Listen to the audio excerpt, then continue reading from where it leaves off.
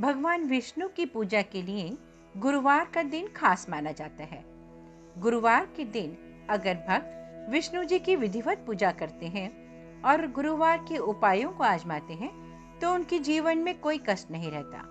शिव पुराण में एक कथा मिलती है कि तीनों लोगों को दानवों से बचाने के लिए भोलेनाथ ने भगवान विष्णु के पुत्रों का संहार किया था। शिव पुराण के अनुसार अमृत मंथन के दौरान समुद्र से निकले अमृत को धारण करने के लिए देवताओं और दानवों के बीच युद्ध होने लगा।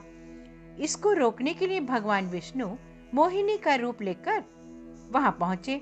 दानवों ने जब मोहिनी का इतना सुंदर रूप देखा तो वे उस पर मोहित हो उठे। मोहिनी का रूप बनाए हुए भगवान विष्णु दानवों को छल से अमृत का पान करने से रोकने लगे। इससे दुखी होकर दानव फिर से देवताओं के साथ युद्ध करने लगे, लेकिन उनकी एक ना चली। अपनी हार देखते हुए दानव पाताल लोक की ओर चले गए। श्री विष्णु ने वहां भी उनका पीछा किया। जब भगवान विष्णु दानवों के पीछे पाताल लोक पहुंचे तो उन्होंने देखा कि उनकी कैद में कुछ अप्सराएं थीं और वे सभी शिव भक्त थे। भगवान विष्णु ने उन्हें दानवों से मुक्त कराया। उनके अनुपम मनमोहक छवि को देखकर सभी अप्सराएं उन पर मोहित हो गई।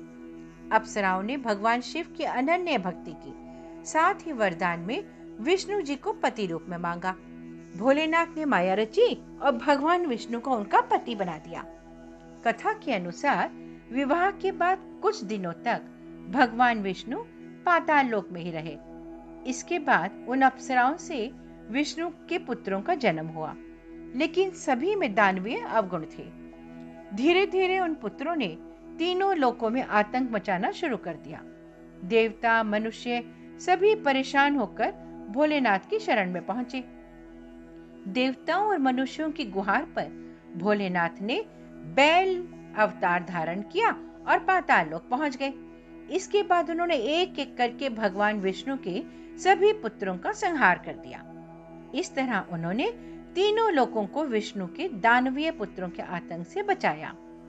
शिव पुराण की कथा के अनुसार जैसे ही भगवान विष्णु को बैल द्वारा अपने पुत्रों के संहार की खबर मिली तो वे अत्यंत क्रोधित हो गए।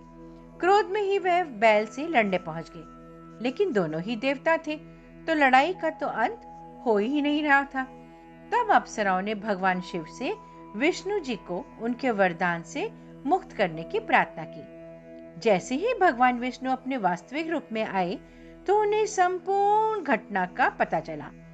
इसके बाद उन्होंने शिव जी से अपने लोक जाने की आज्ञा मांगी और वापस विष्णु लोक लौट गए।